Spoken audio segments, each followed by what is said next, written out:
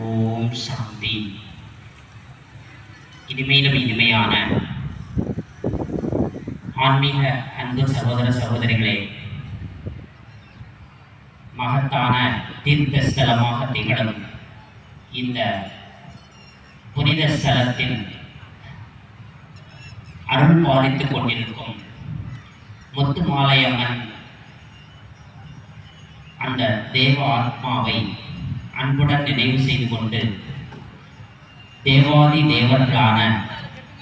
தேவர்களின் தலைவரான மகாதேவன் சிவபெருமானை அன்போடு உள்ளத்தில் நிலையும் சிவம் சுந்தரமாக திகழும் அந்த இறைவனின் சத்திய நாராயண கதைகளை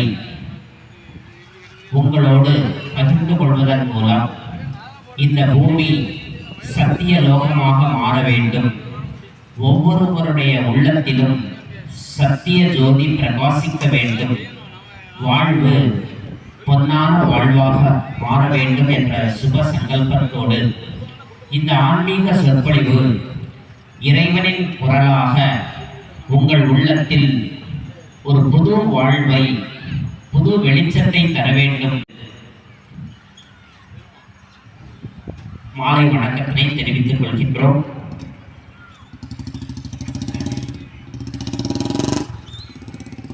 இறைவன் எப்போதெல்லாம் அதர்மம் உச்சநிலை அடைகின்றதோ அப்போதெல்லாம் அதர்மத்தை நீக்கி சத்திய தர்மத்தை ஸ்தாபிப்பதற்காக நான் வருகின்றேன் என்று கீதையில் சொல்லப்பட்டுள்ளது. இன்று இந்த பூமியில் அதர்மத்தை நீக்கி சத்திய தர்மத்தை ஸ்தாபிப்பதற்காக பகவான் வந்திருக்கின்றார்கள். அநேகரா என்றால் ஒருவர் தான் பகவான். அதனால்தான் ஒன்றே குலம் ஒருவனே இறைவன் என்று போதனை செய்துள்ளார்கள். ஆனால் நாம் வழிபடும் தெய்வங்கள் ஆயிரக்கணக்கில் உள்ளதே. அப்போ அந்த சொல்லுக்கும் வழிபாட்டிற்கும் முரண்பாடு உள்ளது என்று நினைக்க வேண்டாம். இறைவன் தெளிவாக விளக்கி சொல்கின்றார்கள். இந்த பூமியில் தேவர்களின் எண்ணிக்கை 33 கோடி பேர். அதனாலதான் சொல்லுவாங்க, இவரது இலக்கணம் அவர் பிறப்பு இறப்பற்றவர். யாருக்கு தாய் தந்தை இல்லையோ, யாருக்கு பிறப்பு இறப்பு இல்லையோ அவர்தான் இறைவன். அத்தகைய இறைவன் தான் சிவபெருமான். அவர் என்றும் ஜோதியாக, ஜோதி பிந்துவாக இருப்பதால் சதா சிவம் என்ற பெயரில் அழைக்கப்படுகின்றார். சிவா என்ற சமஸ்கிருத சொல்லுக்கு புள்ளி என்ற அர்த்தம், தமிழில் நன்மை செய்பவர் என்ற அர்த்தம். ஆக இறைவன் ஜோதி புள்ளியாக இருக்கின்றார். அந்த இறைவனை தான் நாம் லிங்க ரூபத்தில் இந்தியாவில் 12 ஜோதி. ஆக இறைவன் ஒருவர்தான். தேவர்கள் 33 கோடி பேர்கள். தேவர்களுக்கு உடல் உண்டு. இந்த பூமியில் பிறப்பு இறப்பு உண்டு. 2 யுகங்கள் தேவர்களின் ஆட்சி நடக்கும், 2 யுகங்கள் மனிதர்களின் ஆட்சி நடக்கும். ஆக மொத்தம் 4 யுகங்களின் வரலாறு பூகோளத்தை பகவான் வந்து நமக்கு புரிய வைக்கின்றார்கள். இந்த பூமி என்பது ஒரு நாடக மேடை. நாம் அனைவரும் நடிகர்களாக உள்ளோம். இங்கு வசிக்கக்கூடிய 800 கோடி பேர்களுடைய உண்மையான வீடு என்பது பரந்தாமமாகும். இறைவனும் ஜோதி, நாமும் ஜோதியாக அங்கு இருந்தோம். இந்த பூமிக்கு நாம் நடிக்க வந்துள்ளோம். இந்த பூமி அந்த பரிசுதான் இந்த உடல். கீதை சொல்கின்றது, இந்த உடல் ஒரு ஆடை என்று. ஆத்மா சூட்டிக் கொண்ட ஒரு ஆடை தான் இந்த உடல். இந்த ஆடை பல வெளியேற்றதோ அதே போல இந்த உடையை கலந்து விட்டு இன்னொரு ட்ரெஸ், அதாவது ஆங்கிலத்தில் சொல்லுவாங்க, மரணம் என்பது ஒரு ட்ரெஸ்ஸும் அட்ரஸும் மாறுவதுதான் மரணம்னு ரொம்ப எளிமையா சொன்னாங்க. இந்த ஆன்மா இறைவன் தனது 800 கோடி குழந்தைகளிடமும் ஞானத்தை வழங்கி ஞான தீபம் ஏற்ற வந்துள்ளார்கள். சிவனுக்கு ஞான மூர்த்தீஸ்வரர் என்று ஒரு பெயர். ஞான முதல்வன் என்று விநாயகரை சொல்வார்கள். ஞான பண்டிதன் என்று முருகரை சொல்வார்கள். ஆக நாம் இங்கு கவனிக்க வேண்டியது ஞானம் என்ற ஒரு வார்த்தை. ஞானியராக மாற வேண்டும் என்று இறைவன் விரும்புகின்றார்கள். சுவாமி விவேகானந்தர் அவர்கள் ஞான தீபம் என்று ஒரு 11 தொகுப்பை வெளியிட்டார்கள். நமது இந்த நூற்றாண்டு கிட்டத்தட்ட இந்த சென்ற நூற்றாண்டு முழுவதும் அந்த ஞான யோகத்தில் முதல் வரியே நோய் துக்கம் நாய் போன்ற மரணம் என்று ஆரம்பிக்கின்றார். இந்த உலகத்தை மிக மிக அற்புதமாக எடுத்து சொன்னவர் சுவாமி விவேகானந்தர் அவர்கள். ஆக இந்த துக்க உலகம் சுக உலகமாக வேண்டும். நோய் அதற்காக அந்த ஞான மூர்த்தியான அந்த சிவபெருமான் இந்த பூமிக்கு வந்து நமக்கு புரியும் வகையில் ஒரு சாதாரண மனிதரிடத்தில் பிரவேசமாகி அவருக்கு பிரஜாபிதா பிரம்மா என்ற பெயர் சூட்டி அவர் மூலமாக ஒரு புது பிரஜைகளை புது உலகை படைக்கும் காரியத்தை செய்து கொண்டிருக்கின்றார்கள். பொதுவாக காட் என்ற சொல்லுக்கு ஜெனரேஷன், ஆபரேஷன், டெஸ்ட்ரக்ஷன் என்று விரிவுரை சொல்வார்கள். படைத்தல், காத்தல், அழித்தல் என்ற அவர் எப்படிப்பட்ட திவ்யமான படைப்பை படைக்கிறார் என்றால் பிரம்மா மூலமாக புது உலகத்தை ஸ்தாபனை செய்கின்றார். இங்கு நாம் யாரை பிரம்மா என்று ஒரு சித்திரத்தை வைத்துள்ளோம் என்றால் நான் முகம் கொண்ட பிரம்மாவாகவும் ஒரு வயோதிகராகவும் அவரது கையில் வேத சாஸ்திரங்கள் அனைத்தையும் கையில் சுமந்து கொண்டு இருப்பதாக ஒரு சித்திரத்தை நமக்கு வரைந்து காட்டியுள்ளார்கள் நமது முன்னோர்கள். அனந்த சயனம் செய்து கொண்டிருக்கக்கூடிய விஷ்ணுவினுடைய நாபியிலிருந்து ஒரு தாமரை வந்திருக்கும். அந்த தாமரையில ஒரு பிரம்மா உட்கார்ந்திருப்பார். ஸோ அந்த சிலைக்கும் வயோதிக பிரம்மாவிற்கும் உள்ள விஷயம் என்ன, ரகசியம் என்ன என்பதை சிவபெருமான் நமக்கு விளக்குகின்றார்கள். அதாவது முதல் பிறவியில் கிருஷ்ணராக இருந்த ஒரு தேவ ஆத்மா அவரது 84வது பிறவியில் பிரம்மாவாக மாறுகின்றார் என்ற ஒரு ஆழமான ரகசியத்தை, தேவ ரகசியத்தை சிவபெருமான். ஒரு கால சக்கரத்தின் ஆயுள் 5000 வருடங்கள். அந்த 5000 வருடங்கள் 4 யுகங்களாக பிரிக்கின்றார்கள். சத்யுகம் 1250 வருடம், திரேதாயுகம் 1250 வருடம், துவாபர கலியுகம் ஒவ்வொன்றுமே 1250 வருடம். ஆக 4250 வருடங்கள் டோட்டலாக 5000 வருடம் என்ற ஒரு கல்பத்தின் ரகசியங்களை பகவான் நமக்கு புரிய வைக்கிறார்கள். நாம் ஏன் இதை தெரிந்து கொள்ள வேண்டும் என்றால் இந்த பூமியில் இந்த நாடக மேடையில் நடித்துக் கொண்டிருக்கும் நடிகர்களாகிய நாம் நமது நடிப்பின் முன் பின் விஷயங்களை தெரிந்து கொண்டால்தான் இந்த வாழ்க்கை சிறப்பாக அமையும் என்பதால் ஒவ்வொரு குழந்தையும் இந்த ரகசியங்களை, நமது வாழ்க்கையின் ரகசியங்களை நாம் தெரிந்து கொள்ள வேண்டும். உன் எதிரில் இருப்பவர்கள் அனைவரும் ஆத்மாக்களாக பார். சரீரம் என்பது என்றும் அழியக்கூடியது, ஆத்மா அழிவற்றது.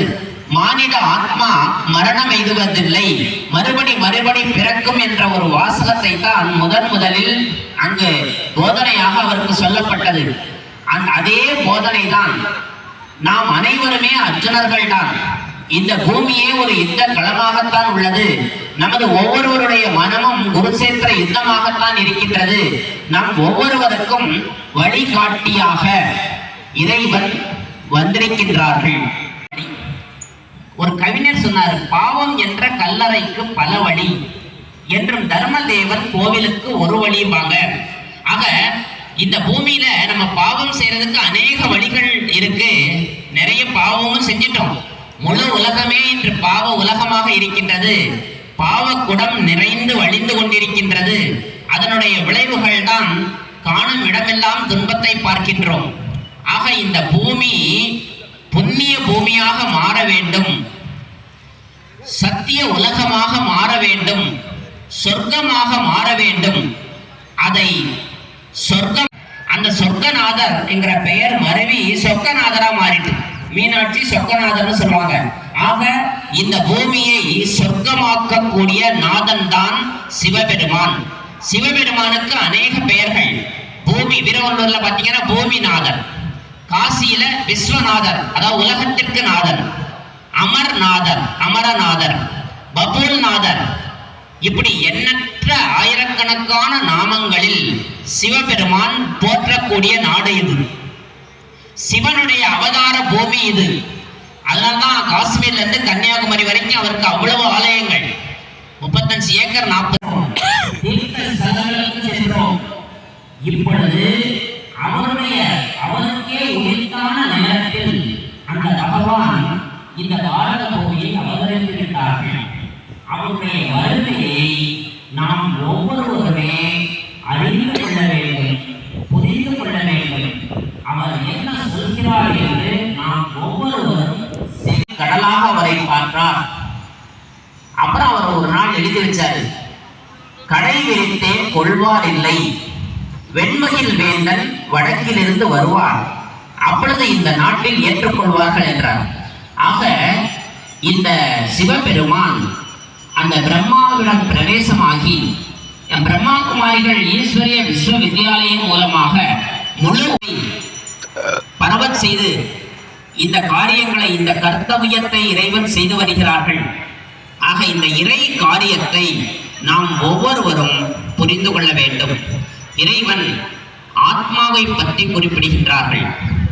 அன்பார்ந்த குழந்தைகளே, இனிமையான குழந்தைகளே, நீங்கள் இந்த உடல் மட்டுமல்ல, இந்த உடலுக்குள் இருக்கும் அழிவற்ற ஆத்மா, மிகச்சிறிய ஒரு நுட்பமான புள்ளி. நீங்கள் 2 புருவங்களுக்கு மத்தியில் திருக்குட்டி என்று சொல்லக்கூடிய அந்த புருவ மத்தியில் ஒரு 3 இன்ச்சு உள்ளதல்ல இந்த திருக்குட்டிங்கிற இடத்துல அந்த ஆத்மா இருக்கு. அதனாலதான் நம்ம அங்க பொட்டு வச்சுக்கிறோம், சிந்திக்கும் போது இப்படி பண்றோம். நித்திய ஜீவன் தான் நீங்கள் ஒவ்வொருவரும். மரணமில்லாத பெருவாழ்வு வாழக்கூடியவர்கள், அமரத்தன்மை கொண்டவர்கள் என்பதை இறைவன் புரிய வைக்கிறார்கள். ஆக நாம் ஒவ்வொருவரும் அமரர்கள். அதனாலதான் அமரர் ஊர்திங்கிறத ஒண்ணு வச்சிருப்பாங்க பாருங்க. என்ன இறப்புக்கு பிறகு பயன்படுத்துற அந்த ஊர்தியில அமரர்ங்கிற வார்த்தை போட்டிருப்பாங்க. என்ன அர்த்தம்னா, ஆத்மா அமரத்தன்மை கொண்டது. இந்த சரீரம் தான் முடிஞ்சிருக்கு, ஆனா வாழ்வு தொடரப் போகிறது என்பதன் அர்த்தமாகத்தான் அமரர் என்கிற வார்த்தையை யூஸ் பண்றோம். சோ நாம் ஆத்மா அஜர், அமர், அவிநாசி என்று கீதையில் குறிப்பிடப்பட்டுள்ளது. இந்த ஞானம் கேட்கக்கூடிய ஒவ்வொருவருடைய உள்ளத்திலும் ஒரு ரசாயன மாற்றம் ஏற்படும். என்னன்னா, நாம் மரணமற்றவர்கள். இன்றோடு நமது மரண பயம் போயிடணும். ஸோ இந்த ஆன்மாங்கிறது உடலை விட்டு பிரிந்ததுன்னா 13 நாட்களுக்கு பிறகு ஒரு 6 மாத கர்ப்பிணி வயிற்றில் ஆத்மா போயிடுமா. அப்புறம் ஒரு 4 மாசம் கர்ப்பிணி வயிற்றில் போகும். அப்புறம் ஒரு 6 மாசம் 10 மாசம் கழிச்சு பிறந்துடும். ஆணோ பெண்ணோ மாறி மாறி இந்த பூமியில நம்ம பிறந்துகிட்டே இருப்போம். இறைவன் ஒரு தெளிவாக ஒரு விஷயத்தை புரிய வைக்கிறாங்க.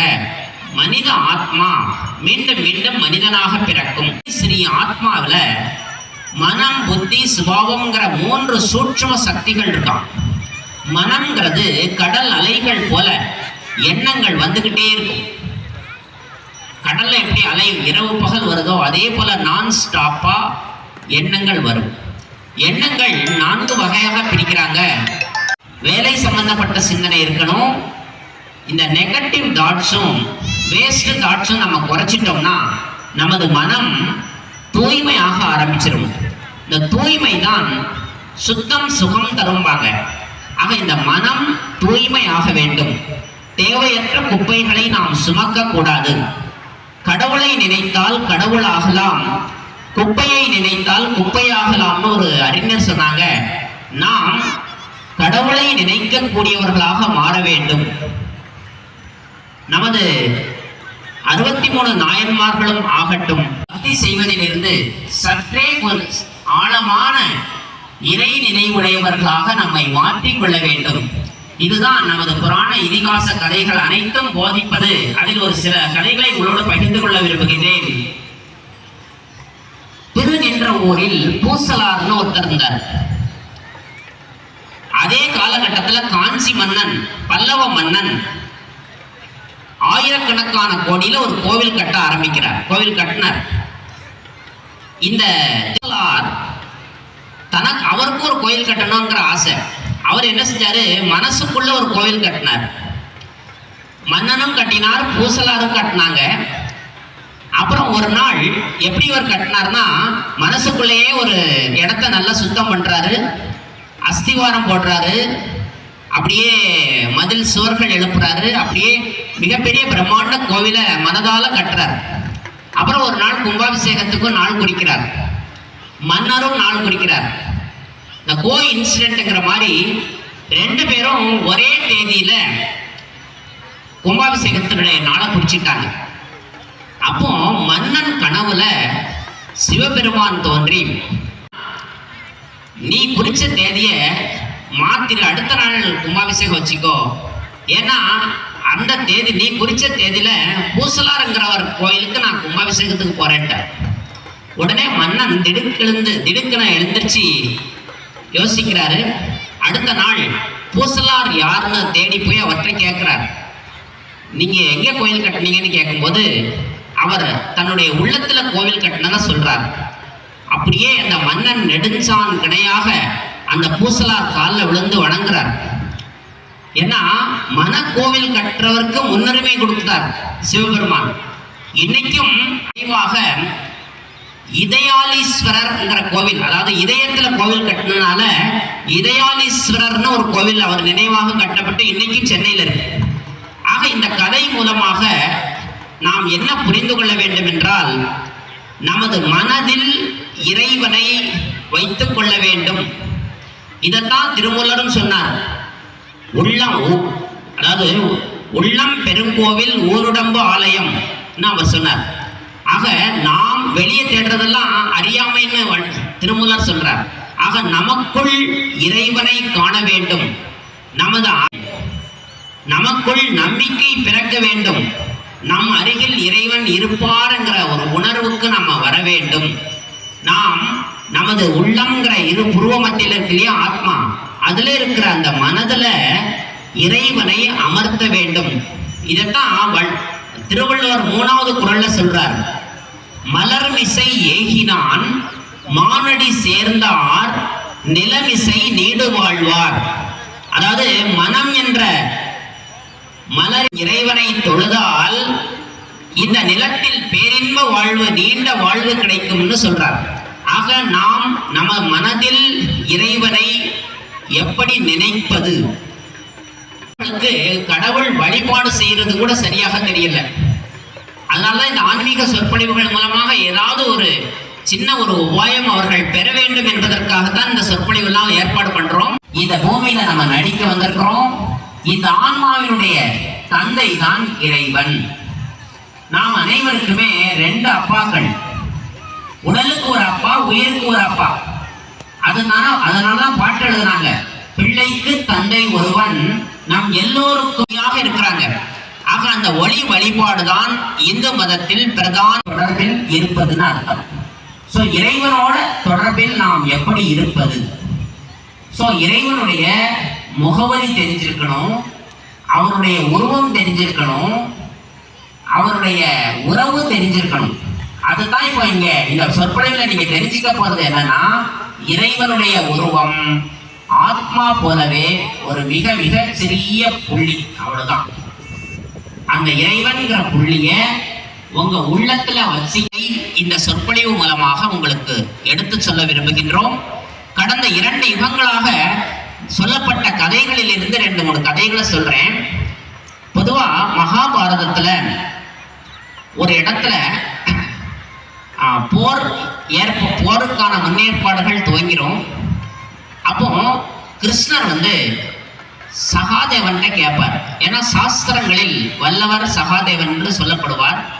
இந்த போரை நிறுத்த வழி இருக்கான்னு கேட்கும் பொழுது சகாதேவன் கிருஷ்ணர்கிட்ட சொல்வாரு, வழி இருக்கு, இந்த சபதம் எடுத்த பாஞ்சாலியோட தலையில மொட்டை அடிச்சிடணும், 1.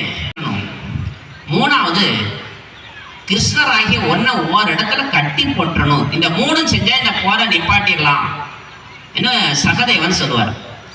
அப்ப கிருஷ்ணர் சொல்லுவாரு, நீ முதல் செஞ்ச ரெண்டு செஞ்சிடலாம், பாஞ்சாலியை மொட்டை அடிச்சிடலாம், பீமனை இது பண்ணிடலாம், ஆனா என்ன எப்படி உங்களால கட்டி போட முடியும்னு சொல்லும் பொழுது, நான் கட்டி போடட்டான்னு சகதேவன் சொல்லுவார்.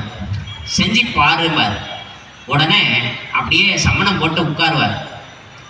கண்ணை மூடிட்டு நிஷ்டையில மனசுக்குள்ள கிருஷ்ணரை ஆவாகனம் பண்ணி அப்படியே மூச்சை அடக்கிடுவார். மூச்சை அடக்கிட்டு அப்படியே உட்கார்ந்த உடனே வெளியில அடிச்சிருவார், மூச்சு விட முடியாது. உடனே அர்ஜுனனை பிடிச்சு உலுக்கி அந்த நிஷ்டையை களைய வைப்பார். உடனே கிருஷ்ணர் சொல்லுவார் சகதேவன்கிட்ட, சகதேவா நீ ஜெயிச்சிட்ட, நீ என்னை உன் மனசுக்குள்ள கட்டி போட்டுட்ட, உனக்கு நான் நீ கெட்டிக்காரன் தான், சரி போற நிப்பாட்ட முடியாது, ஆனா உனக்கு ஒரு சகாயம் பண்ண முடியும், ஏதாவது ஒரு வரம் கேள, அதை வேணா தாரேன் பாரு. அப்போ சகதேவன் சொல்லுவாரு,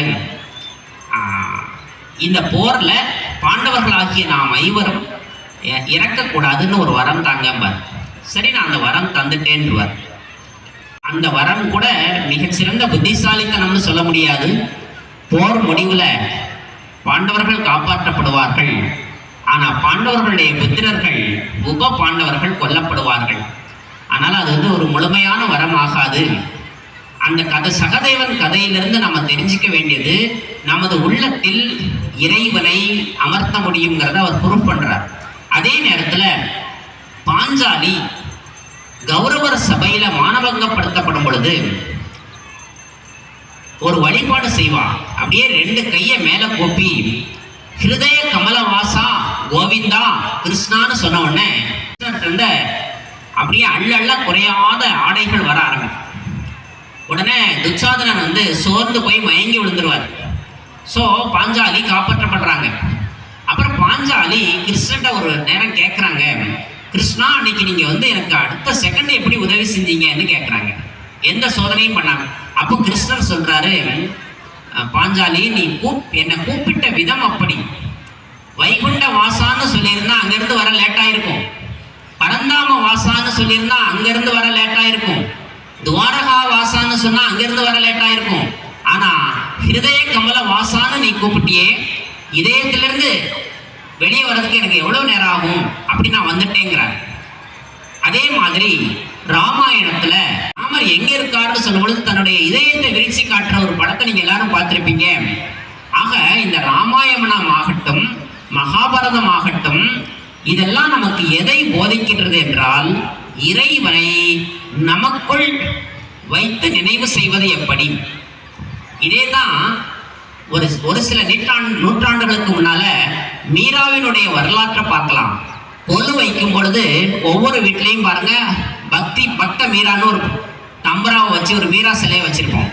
பொதுவா இந்தியாவில் பக்தர்களில் தலை சிறந்தவர்கள்னு சொன்னா ஆண்களில் நாரதர், பெண்களில் மீரா. அப்படி எப்படி அவங்க தலை சிறந்தவர்கள் செஞ்சாங்க? 8 வயசு குழந்தையா மீரா இருக்கும் பொழுது அவங்க வீட்டில் அவங்க மீராவுடைய அக்காவுக்கு ஒரு திருமணம் நடக்கும். அப்போ அந்த விவரம் தெரியாத இந்த மீரா அம்மாட்ட கேட்குறாங்க, அம்மா இன்னைக்கு என்ன விசேஷம்னு கேட்காங்க. உங்க அக்காவுக்கு திருமணம்னு சொல்றாங்க. அப்படியா, திருமணம்னா என்னம்மா நடக்கும்னு கேட்குறாங்க.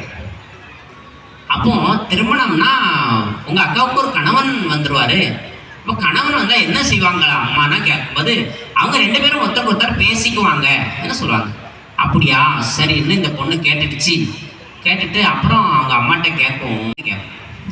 அப்போ அந்த அம்மா சொல்லும், ஒரு கிருஷ்ணர் சிலையை காட்டி, இந்த கிருஷ்ணர் தான் உனக்கு கணவருமான்றான். உடனே இந்த சின்ன குழந்தை என்ன நினைக்கும், ஓ கல்யாணம் ஆனா கணவன் மனைவி பேசிக்குவாங்கன்னு சொன்னாங்கல்ல அப்படின்னு சொல்லிட்டு இந்த கிருஷ்ணன்ட்ட மீரா 8 வயசுல இருந்து பேச ஆரம்பிக்கிறாங்க. அப்படியோ அந்யோன்யமா பாவனையோட அந்த கிருஷ்ணன்ட்ட பேசும் பொழுது அதுக்கு பதில் உரை மீராவுக்கு கிடைச்சது. ஆங்கிலத்தில் ஒரு பழமொழி உண்டு, God speaks to us in many ways. கடவுள் பல ரூபத்தில் நம்மோட பேசுகின்றார்ங்கிறது ஒன்று உண்டு. In meditation we speaks to God. We speaks to God. In meditation God speaks to us. இன்னொரு சொல்லுவாங்க, தியானத்தில் கடவுள் நம்மோடு உரையாடுவார், பிரேயரில் நாம தான் அவர்கிட்ட உரையாடுறோம்னு சொல்லுவாங்க. இப்போ மீரா அந்த கிருஷ்ணர்கிட்ட பேச பேச பதில் கிடைச்சிது, அந்த நம்பிக்கைக்கு ஒரு பதில் கிடைச்சிது. அது அப்படியே பெரிய பொண்ணு ஆன பிறகு அப்படியே கிருஷ்ணர்கிட்ட பேசிட்டே இருந்தாப்புல. அப்புறம் உதய்பூர் அரண்மனையில மீராவை கல்யாணம் பண்ணி கொடுத்துருவாங்க. அங்கு சென்ற பிறகும் ரூம்ல தனியா இருக்கும் பொழுது கிருஷ்ணர்கிட்ட பேசுறது வாடிக்கை.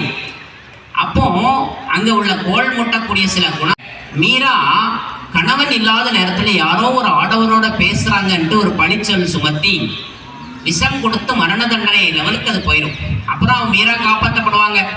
ஆக அந்த அளவுக்கு கிருஷ்ண பக்தி செய்த மீராவை நாம் கொண்டாடுகின்றோம். நாரதரை பொறுத்தளவுல, நாரதர் கதை ஒரு சின்ன 2 நிமிஷ கதையை சொல்றேன். அவங்க வீட்டுக்கு ரிஷிகள் 2 பேர் வர்றாங்க. ஒரு வாரம் தங்குறாங்க. பொதுவா ரிஷிகள் அந்த காலத்துல ஊர் ஊரா போவாங்க, கோவில் கட்டுறது வழக்கம். அப்படி செய்யும் பொழுது இவங்க வீட்டில் தங்கி சாப்பிட்டுட்டு அவங்க பணி செய்ய போறாங்க. அப்போ நாரதர் தன்னுடைய அம்மாட்ட கேட்குறாங்க, அம்மா இவங்க யாருன்னு கேட்குறாங்க. அப்போ அந்த அம்மா சொல்றாங்க, இவங்க தான் ரிஷிகள்னு சொல்றாங்க. ரிஷின்னா என்னம்மான்னு கேட்குறாங்க. என்ன செய்வாங்க? அவங்க மந்திரம் செய்வாங்க. சரின்னு கேட்டுட்டான் அந்த பையன். அப்புறம் அந்த ரிஷிகளுக்கு பணிவிட செய்வான், தண்ணி எடுத்து கொடுப்பான், துண்டு எடுத்து கொடுப்பான். அப்புறம் அவங்க காரியம் முடிஞ்சு போகும்போது இந்த பையனுடைய தோல்ல தட்டி, உனக்கு என்ன வேணும்ப்பான்னு கேட்பாங்க நாரதத்தை. நாரதர் என்ன அந்த ரிஷிகள்கிட்ட சொன்னோடனே அவங்க நாரதர்கிட்ட ஒரு மந்திரம் இதை சொல்லுவாங்க. இந்த சின்ன பையன்கிட்ட ஓம் நமோ நாராயணா, இது ஒரு மந்திரப்பான்னு சொல்லிடுவாங்க. நலம் தரும் நாமம் ஒன்றை கண்டு கொண்டேன்னு சொன்ன மாதிரி நாரதர் என்ன பண்ணிட்டாரு, அந்த மந்திரத்தை அரச மரத்தடியில் போய் உட்கார்ந்து ஒரு ஆத்தங்கரையில கண்ணை மூடிட்டு உட்கார்ந்து, சின்ன பையன் விளையாட்டுத்தனமா பண்றான், ஓம் நமோ நாராயணா, ஓம் நமோ நாராயணா, ஓம் நமோ நாராயணா இப்படியே சொல்லிட்டு இருந்தான். அப்படியே இந்த சவுண்டு நாராயணருக்கு கேட்டுச்சு. என்னடா ஒரு பக்தன் ஒரு குழந்தை இனியன்ட்டு நாராயணர் நாரதர் முன்னால பிரசன்னமானாராம். உடனே குழந்தாய் உனக்கு என்ன வேண்டும்னு கேட்டாராம். உடனே நாரதர் கண்ணை திறந்து பார்த்தாராம். நல்ல கண் குளிர பார்த்துட்டு கண்ணை மூடிட்டாராம். திருப்பி அவன் பாட்டில் நாராயணர் நமக சொல்ல ஆரம்பிச்சாராம். உடனே நாராயணர் போயிட்டாராம். இப்படியே 2வது நாளும் வந்தாராம். அந்த பையன் எதுவும் வாய் திறந்து கேட்கல. 3வது நாள் வந்தாராம். அப்போ அந்த பையன் கேட்கல. ஆனா அந்த பையன் ஏன் கேட்கலன்னா, ஓம் நமோ நாராயணன்னு சொன்னது மனம் உருகி சொன்னதுக்கே ஒரு காட்சி தந்துட்டாரு. அந்த காட்சியிலேயே நாரதர் திருப்தி அடைஞ்சிட்டார். அப்புறம் 3வது நாள் நாராயணர் அவருக்கு ஒரு மந்திரம், உனக்கு நான் வரம் தர்றேன், திரிலோக சஞ்சாரிங்கிற வரம் தர்றேன். நீ நான் எந்த நாராயணனாகிய நான் எந்த உலகத்தில் இருந்தாலும், 3 உலகில் எங்கு இருந்தாலும் அங்கு என்னை வந்து சந்திக்கும் ஒரு வரம் தருகின்றேன். அதுக்கு பேர் தான் திரிலோக சஞ்சாரின்னு பேர். அதனாலதான் நாரதர் திடீர்னு ககன மார்க்கத்துல நாராயணான்னு சொன்னாலே டக்குன்னு அவர் ஆஜராயிடுவார். நீங்க சினிமாவில் பார்த்திருப்பீங்க. அது நாரதருக்கு மட்டும் கிடைத்த வரம் அல்ல. இனிமையான சகோதர சகோதரிகளே, நீங்கள் ஒவ்வொருவருமே திரிலோக சஞ்சாரம் செய்யக்கூடிய ஆற்றல் பெற்றவர்கள். சுவாமி விவேகானந்தர் சொல்றதை வெளிப்படுத்துவதற்கு பதிலாக நமக்குள் இருக்கும் அந்த வேண்டாத தீய குணங்கள் என்று சொல்லக்கூடிய காமம், கோபம், பேராசை, பற்று, அகங்காரம்ங்கிற அந்த அசுர குணங்களை வெளிப்படுத்தக்கூடியவராக கையத்தான். இந்த சிவபெருமானுக்கு ஒரு வாசகம் உண்டு, 5 கெட்ட குணங்களும் அவித்தவர். அப்படின்னா என்ன அர்த்தம்னா, சிவபெருமான் ஆத்மாவில இந்த 5 கெட்ட குணமும் வராதாம். அதாவது அவிச்ச நெல்லு முளைக்காதுன்னு சொல்லுவாங்க. அதே போல ஒரு பொழுதும் இறைவனிடம் இந்த கெட்ட குணம் எமர்ஜாகாது. அதனாலதான் அவருக்கு நிர்மலமானவர்னு ஒரு வாசகம் தந்தாங்க. மலம் என்றால் அழுக்கு, நிர்மலமான ஜோதி. ஆக அழுக்கற்ற அப்பழுக்கற்ற இறைவன் ஜோதியாக இருக்கின்றார். நாம் ஒவ்வொருவரும் நமக்குள் அந்த மலம் என்று சொல்லக்கூடிய ஆணவம், கண்மம், மாயை என்று மலங்களை நாம் நமது அந்த திரை விலகினால் இறைவனை மிக அருகில் நீங்கள் தரிசிக்க முடியும். இனிமையான சகோதர சகோதரிகளே, நீங்கள் ஒவ்வொருவரும் இருந்த இடத்திலிருந்து இறைவனை பார்க்கும் சக்தி கொண்டவர்கள். உங்க திரை நீங்கினால் பார்க்கலாம். ரிஷி முனிவர்கள் என்ன ராக்கெட்ல மேலேயா போய் பார்த்தாங்க? இருந்த இடத்துல இருந்து தான் தவம் பண்ணாங்க. இந்த அன்சி கெட்ட குணங்களை நாம நீக்க வேண்டும்.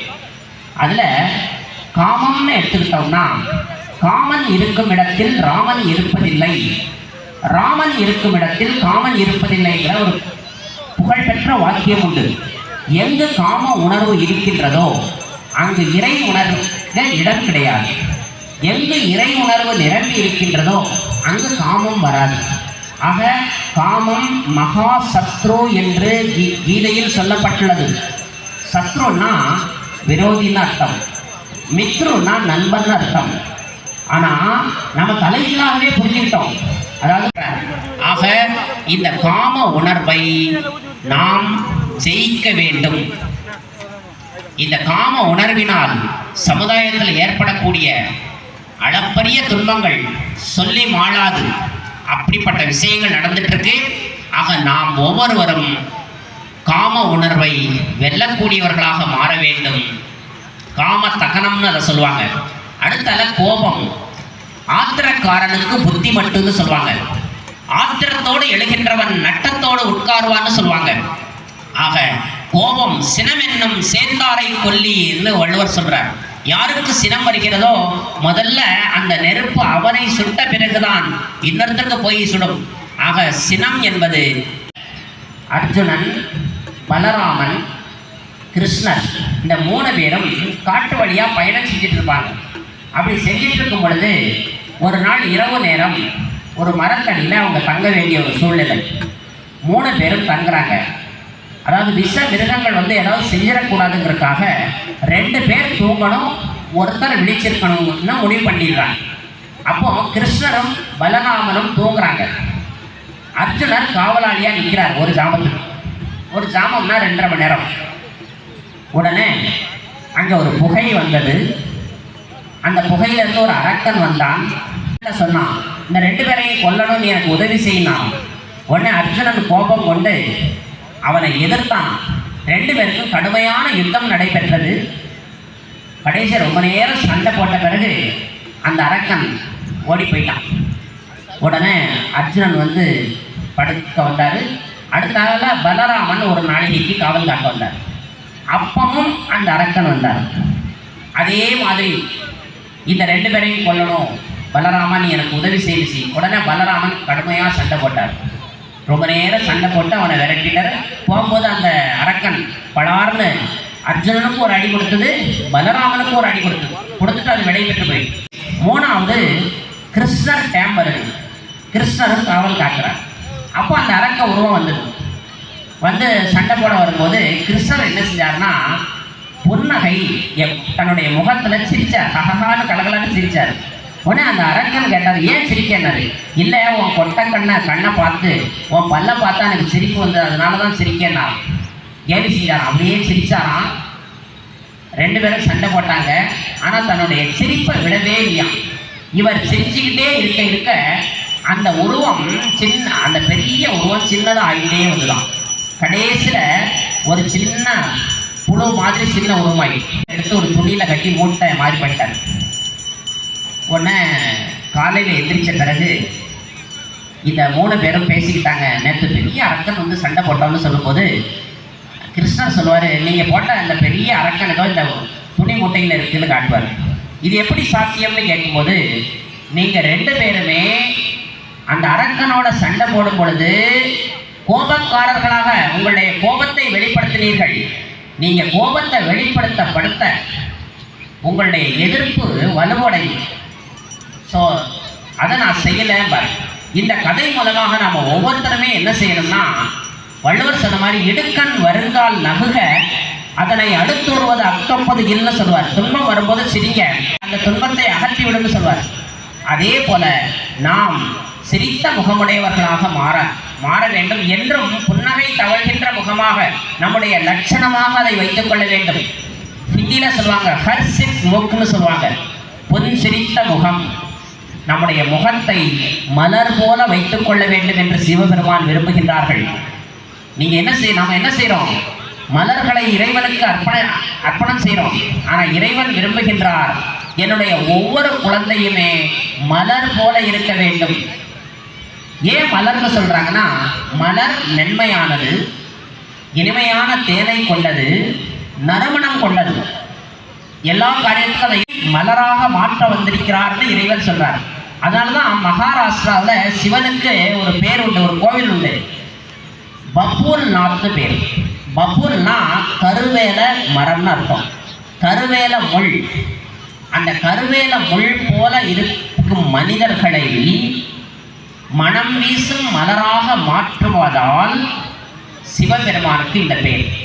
ஆக சிவபெருமான் தன்னுடைய அனைத்து குழந்தைகளும் மலர் போல இருக்க வேண்டும் என்று விரும்புகின்றார்.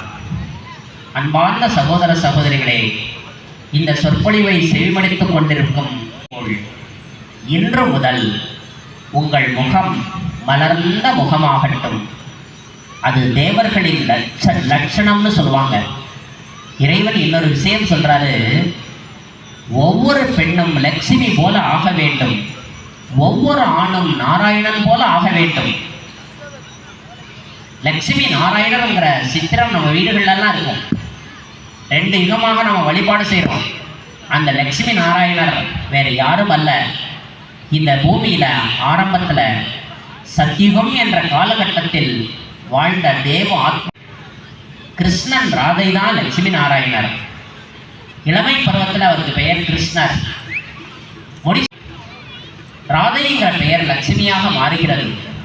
இந்த பூமியினுடைய முதல் இளவரசன் இளவரசி யாருன்னா ராதை கிருஷ்ணர் தான். இவங்க தான் முடிசூட்டி மகாராஜா மகாராணி. அதுவும் என்ன பேர்? விஸ்வ மகாராஜன் நாராயணன். விஸ்வம்னா உலகம். முழு உலகத்திற்குமே ராஜாவாக திகழ்ந்தவர் தான் நாராயணன். முழு உலகத்தின் ராணியாக திகழ்ந்தவர் தான் லட்சுமி. ஆக இந்த பூமி ஒரே குடையின் கீழ் இருந்தது.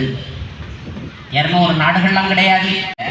தெய்வீக குணம் படைத்த மனிதர்கள் தான் தேவர்கள்னு கடவுள் சொல்றார். ஆக தேவர்கள் மேலுலகத்தை சேர்ந்தவர்கள்னு நினைச்சுக்காதீங்க, தேவலோகம் மேல இருக்குன்னு நினைச்சுக்காதீங்க. இதே பூமி தேவர்கள் வாழ்ந்த பூமியில இப்போ அதான் பாரத பூமி. அப்படிப்பட்ட பெருமை வாய்ந்த ஒரு ஸ்தலம். சுவாமி விவேகானந்தத்தை கேட்டாங்க, 130 நாடுகள் சுற்றிட்டு கடல் வழி பயணமாக இலங்கை வழியா இந்தியாவில் கால் வைக்கும் பொழுது, ராமேஸ்வரம் பக்கம் இறங்கும் பொழுது நிருபர்கள் விவேகானந்தத்தை கேட்டாங்க, நீங்க இத்தனை நாடுகள் மேலை நாடுகளுக்கு போயிட்டு வந்திருக்கிறீங்களே, இந்தியா உங்களுக்கு ஏழை நாடா தோணுதா, வறுமை வாய்ந்த தூசி நிறைந்த நாடா கருதுறீங்களான்னு கேட்கும்போது விவேகானந்தர் சொன்னாரு, இல்லை இல்லை, இங்க உள்ள தூசிய கண்ணுல ஒத்திக்கலாம்னு தோணுதுன்னாராம். இந்தியாவில் உள்ள தூசிய குப்பைகளை கூட கண்ணுல ஒத்திக்கலாம்னு தோணுதான். அறிவு இருக்குமா? ஏதாவது பாரம்பரியம் இருக்குமா? அதே போல இயந்திரத்தனமான உலகமா அது இருக்கு. அங்க ஆன்மீகமும் இல்லை, அருளும் இல்லை என்ன அவர் விளக்கி சொன்னார்.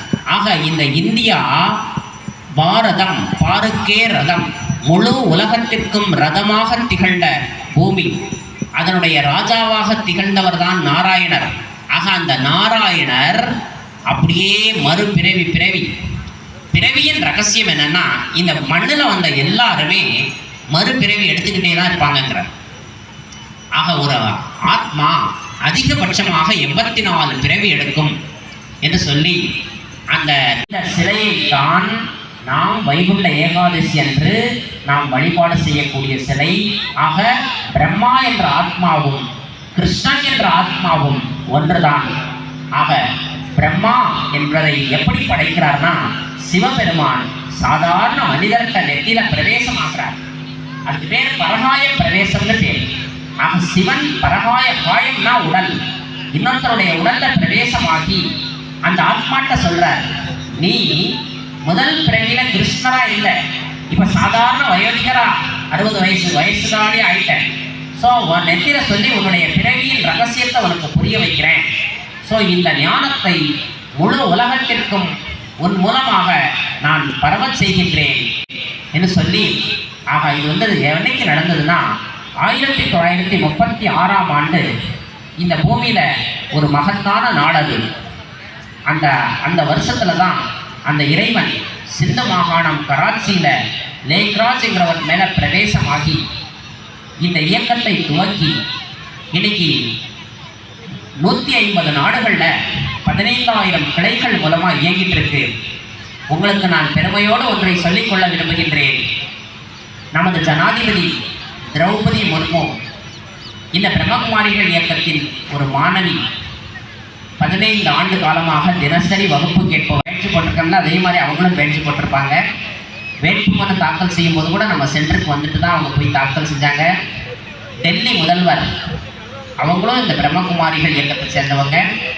ஆக இதில் சாதாரண எளிய மனிதன்ல இருந்து மிக உயர்ந்த பொசிஷன்ல இருக்கிறவங்க கூட இந்த ஈஸ்வரிய வித்யாலயத்தின் மாணவர்களாக இருக்கிறாங்க. மொத்தம் 25 லட்சம் பேர் இந்த சிவபெருமானுடைய பள்ளியில் படிக்கக்கூடியவர்களாக இருக்காங்க. உங்களுக்கு ஒரு செய்தி இந்த மேடையில் நான் சொல்லிக்கொள்ள விரும்புகிறேன். இந்த வித்யாலயத்தினுடைய ஒரு கிளை வீரவல்லூர்ல இருக்கு, இங்க முக்கூடல்ல இருக்கு, அமர்நாத் நகர்ல மாரியப்பன் தெருவில் இருக்கு.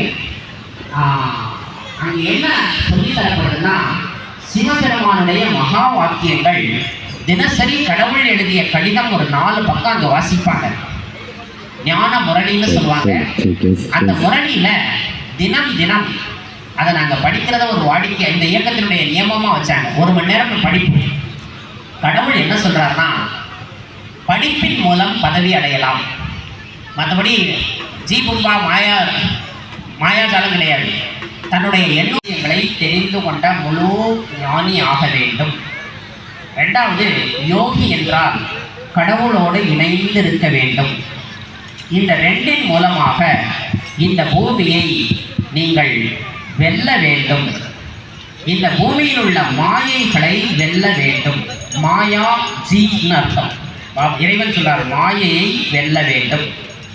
விக்ரமா ஜீப்னு சொல்றார். விக்ரமம் என்றால் பாவம், பாவத்தை வெல்ல வேண்டும். நீங்கள் ஒவ்வொருவரும் உங்கள் ஆத்மாவை பரிசுத்தமாக்கிக் கொண்டு அந்த தெய்வீக குணத்தை வெளிப்படுத்தக்கூடிய ஒளி பொருந்திய ஆத்மாவாக நாம் வழிபடும் தேவர்கள் அத்தனை பேருக்கு பாருங்க ஒரு தலையில ஒரு ஒளி கிரீடம் இருக்கு. இறைவன் சொல்றாரு இந்த 2 யுகத்துல வாழ்ந்த ஒவ்வொரு ஆத்மாவிலையும் ஒளி கிரீடம் இருக்குதான். ஆத்மா பிரகாசமா இருக்குதான். 5 விகாரம் இல்லாத ஒரு வாழ்க்கை இருக்குதான். அதுதான் சத்தியம். சத்தியமான ஆத்ம உணர்வு இருந்தது. யாரும் யாருக்கும் ஹிம்சை பண்ண மாட்டாங்க. இந்த சத்தியம் என் சொர்க்கம் என்று சொல்ல, அதாவது படைத்தன பெருகும் செருகும், அதாவது பிறப்பன இறக்கும் இறக்கன பிறப்புன்னு ஒரு சுழற்சி விதி உண்டு. ஆக இந்த மலைகள் பூரா யுகம் மாறும் பொழுது மண்ணுக்குள்ள அடைஞ்சு போயிட்டு, அதான் தங்க துவாரகையெல்லாம் உள்ள போயிட்டு இப்போ வரவிருக்கின்ற விநாசத்துல பூமிக்கு அடியில் இருக்கிற தங்க மாளிகைகள் மேலே வந்துடும். ஆக இறைவனோடு சங்கமித்து இருக்க முடியும். சத் சங்கம்னு கேள்விப்பட்டிருப்பீங்க. அதாவது கம்யூனிஸ்ட் சித்தாந்தத்தில் சொல்லுவாங்க தங்கம் செய்யாததை சங்கம் செய்யும்னு சொல்லுவாங்க. அப்ப சங்கம்னா எந்த சங்கம்? நாம் ஆன்மீகத்தில் என்ன சங்கம்னு சொல்றோமா, சத்தியமான இறைவனோடு இணைந்து இருப்பதற்கு பெயர் சத் சங்கம். சும்மா 10-20 பேர் ஒரு இடத்துல கூடி இருக்கிறாங்க, அங்க நம்ம கதைகளை கேட்கிறோம், அதுவும் ஒரு சத்சங்கம் தான். ஆனால் நிஜமான சத்சங்கம் என்பது நாம் ஒவ்வொருவரும் அந்த சத்தியமான இறைவனோடு சேர்ந்து இருப்பது பெயர் சங்கம். ஆக இந்த சங்கமத்திற்கு பெயர் புருஷோத்தம சங்கம யுகம்னு சொல்லுவாங்க. புருஷனா ஆத்மான்னு அர்த்தம். ஆத்மா உத்தமமாக கூடிய தருணம் இது. நம்முடைய ஒவ்வொரு ஆத்மாவும் தூய்மையாக வேண்டும், உத்தமனாக வேண்டும், அடுத்தால தேவதையாக மாற வேண்டும். மனித வாழ்க்கையின் லட்சியம் ஒவ்வொரு மனிதனும் ஒவ்வொரு பெண்ணும் லட்சுமியாக மாறணும், ஆண்கள் நாராயணனாக மாறணும். அதனால தான் ஒரு தெருவில் பாருங்க எத்தனை பேருக்கு லட்சுமின்னு வச்சிருப்பாங்க தெரியுமா?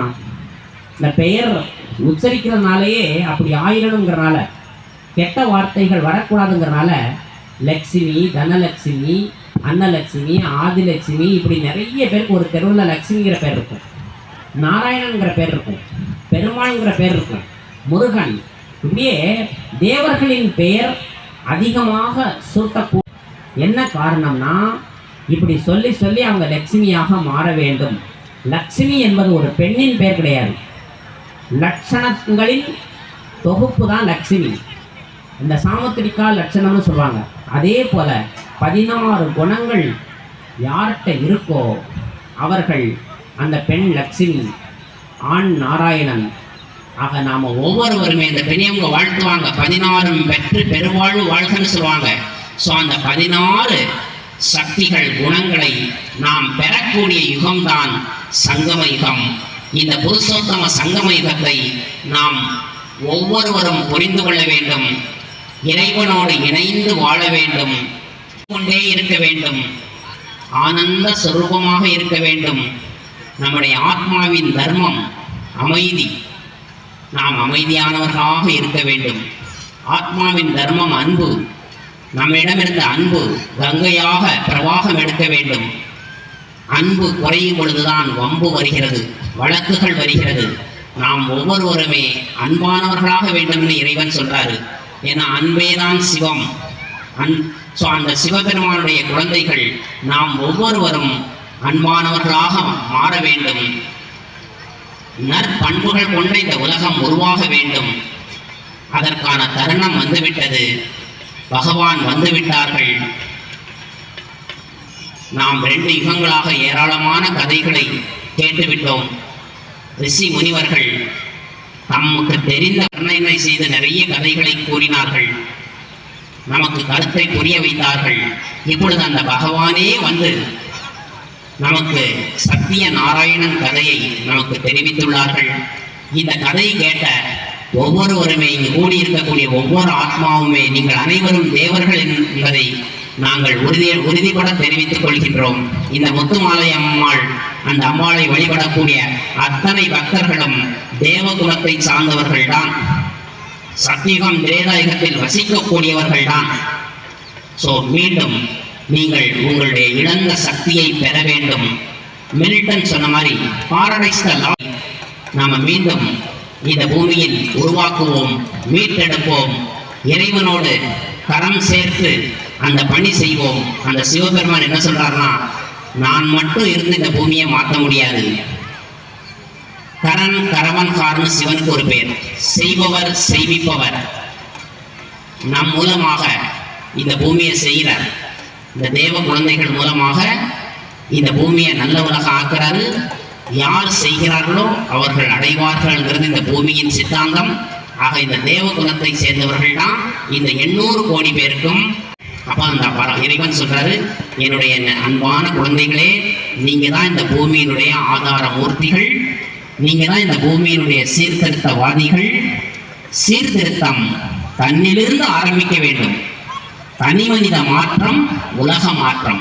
உலகம் மாறும்போது நான் மாறுறேன்னு சொல்லக்கூடாது, நான் மாறினால் நம்மை சுற்றி உள்ள உலகம் மாறும். ஒண்ணு வேண்டாம், ஒரு கொட்டாவி எனக்கு வந்துன்னா பக்கத்தில் இருக்கிற 4 பேருக்கு வரும், கவனிச்சு பாருங்க. ஆக நான் அன்பு சொருபமாக மாற நம்மை சுற்றி உள்ளவங்க அன்பு சொருபமா மாறுவாங்க. ஆக நாம் ஒவ்வொருவரும் நல்ல எண்ணங்களை இந்த உலகத்திற்கு வழங்கக்கூடிய வள்ளலாக மாற வேண்டும். இறைவன் வள்ளல். எண்ணங்கள் மூலமாக இந்த உலகம் நல்ல உலகமாக மாறும். அந்த நல்ல எண்ணம் அந்த சிவ சிந்தனையில் அமர்ந்து, அந்த தியானம் என்று சொல்வது வேற எதுவுமே கிடையாது, நல்ல எண்ணங்களை கிரியேட் பண்ணணும். அதுக்கு பேர் விருத்தின்னு சிலர்கள் சொல்றாங்க. விருத்தி, திருஷ்டி, சிருஷ்டி. இந்த சிருஷ்டி மாறணும்னா நம்முடைய திருஷ்டி நல்லா இருக்கணும். நம்முடைய திருஷ்டி நல்லா இருக்கணும்னா நம்முடைய உள் உணர்வு நல்லா இருக்கணும். நம்முடைய உள் உணர்வு என்னவா இருக்கணும்னா, நானும் ஆத்மா, 800 கோடி பேரும் ஆத்மான்னு நினைச்சா 800 கோடி பேரும் இறைவனுடைய குழந்தைகள் தான். என்னை சுற்றி உள்ள எல்லாரையும் இறைவனுடைய பிள்ளையாக பார்ப்போம். அதான் பாரதியார் எழுதினாரு, பார்க்கும் இடத்திலெல்லாம் உன்னை பார்க்கின்றேன் நந்தலாலா, தீக்குள் விரலை விட்டால் உன்னை தீண்டும் இன்பம் தோன்றதையே நந்தலாலான்னு ஒரு பாட்டு பாடினார். அது எத்தனை பேருக்கு புரிஞ்சுதோ இல்லையோ, ஆனா ஒரு விஷயத்தை புரிஞ்சுக்குங்க, எல்லோருமே இறைவனுடைய பிள்ளைகள். முழு உலகம் ஒரு குடும்பம், ஒரு பூமியின் மைந்தர்கள் நாம் எல்லாரும், ஒரு பூமாதேவியிலிருந்து வந்த பிள்ளைகள் நாம் எல்லாரும். நாம் அனைவருக்கும் ஒரு தந்தை. ஆக ஒரு தாய், ஒரு தந்தை, ஒரு குடும்பம். இது பேர் யுனிவர்சல் பிரதர்ஹுட்னு சொல்லுவாங்க. உலகளாவிய சகோதரத்துவம் நமது உள்ளத்தில் நிலை பெற வேண்டும். ஆக நமக்கு தீமை நினைச்சாலே அது இறைவனுக்கு விரோதமான எண்ணம்ங்கிறத புரிஞ்சுக்குங்க. வள்ளுவர் சொல்வாரு, ஊருணி நீர் நிறைந்தற்றே உலகவாம் பேரறிவாளன் பெற்ற திருன்னு சொல்வார். பேரறிவாளன் பெற்ற செல்வம் ஊருக்கு மத்தியில் இருக்கும் கேணிக்கு சமமானது. எல்லோரும் அதை எடுத்துட்டு போகலாம். அதே போல இன்னொரு குறள சொல்வாரு, காமம் வெகுளி மயக்கம் இவன் மூன்றாம் நாமம் கெடும் நோயின்னு சொல்வாரு. ஆக நம்மகிட்ட இருக்கக்கூடிய இந்த மும்மலங்கள் நீங்கட்டும், இறைவனோடு இணைந்து நாம் வாழ்வோம். ஒரு நிமிட பிரார்த்தனையோடு இந்த சொற்பொழிவை நாங்கள் முடித்துக் கொள்கின்றோம். அப்படியே எல்லாரும் இருந்த இடத்திலிருந்தே நான் ஆத்மா, இரு புருவ மத்தியில் நட்சத்திரம் போல இருக்கின்றேன். ஆத்மாவாகிய நான் கண்கள் மூலமாக பார்க்கின்றேன், வாய் மூலமாக பேசுகின்றேன், கை கால்கள் மூலமாக காரியங்கள் செய்கின்றேன். இப்பொழுது என் முன்னால் ஜோதியாக இருக்கும் சிவதந்தையை பார்க்கின்ற என் மன வாசலுக்கு இறைவன் வந்திருக்கின்றார்கள். இனிமையான அப்பா, பல பிறவிகளாக உங்களை தேடிக் கொண்டிருந்தேன். கோவில் கோவிலாக சென்றேன். இந்த பிறவியில் நீங்கள் என் அருகில் வந்து விட்டீர்கள். உங்கள் பார்வையால், உங்கள் ஒளியால் என் ஆத்மாவும் உடலும் தூய்மையாகிவிட்டது, நிரோகி ஆகிவிட்டேன். உங்களின் அமைதி எனக்குள் நிரம்பிவிட்டது, சர்வ குணங்கள் நிரம்பிவிட்டது. நீங்கள் சர்வசக்திவானாக இருக்கின்றீர்கள். உங்கள் பிள்ளையாகிய நான் மாஸ்டர் சர்வசக்திவான் ஆகிவிட்டேன். இனிமேல் இந்த உலகில் அனைவருக்கும் நல்ல எண்ணங்களை தானமாக கொடுப்பேன், ஒளி கொடுப்பேன், சுகம் கொடுப்பேன்,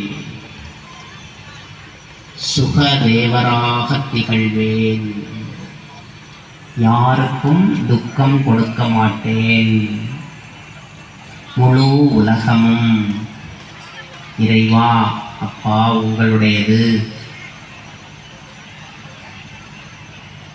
அதை கண்ணாக கருதுவேன், பாதுகாப்பேன். இதுவரை இந்த பிரபஞ்சத்தின் படைப்புகளிடம் என்னால் ஏற்பட்ட துன்பங்களுக்காக மனம் வருந்தி மன்னிப்பு கேட்கின்றேன். இறைவனை நாம் எப்படி அடையலாம், இறைவன் உள்ளத்தில் எப்படி இருக்கிறார் என்ற ஒரு அருமையான கருத்துக்களை எளிமையாகவும் இனிமையாகவும் இந்த பிரம்மகுமாரி இயக்கம் வருடந்தோறும் நடத்தி கொண்டிருக்கிறார்கள். இந்த வருடமும் இந்த அமைப்பினர் சீரும் சிறப்புமாக எளிமையாக ஒவ்வொருவருக்கும் புரியும் விதத்திலே நல்லபடியாக நடத்தியிருந்த அந்த பிரம்மகுமாரி இயக்கத்திற்கு இந்த நல்ல நேரத்திலே விழா கமிட்டியார் சார்பாகவும் ஊர் பொதுமக்கள் சார்பாகவும் நன்றியை தெரிவித்துக் கொள்கிறோம். உங்கள் ஆன்மீக பணி என்னென்று மக்களுக்கு பயனுள்ளதாக இருக்க வேண்டும், மக்கள் எல்லாம் ஆன்மீகத்தில் திரும்ப வேண்டும் என்ற ஒரு உயர்ந்த நோக்கத்தோடு தங்கள் சிந்தனையை உயர்ந்த எண்ணத்தில் வைத்து இந்த மக்களுக்கு பணியாற்றி கொண்டிருக்கிற இயக்கத்தின் அன்பு சகோதரிகளையும் வாழ்வணங்கி கொள்கிறேன். நன்றி, வணக்கம். பிரம்மகுமாரிகள் அந்த நினைவு பரிசாக விழா கமிட்டியருக்கு சகோதரி பிரம்ம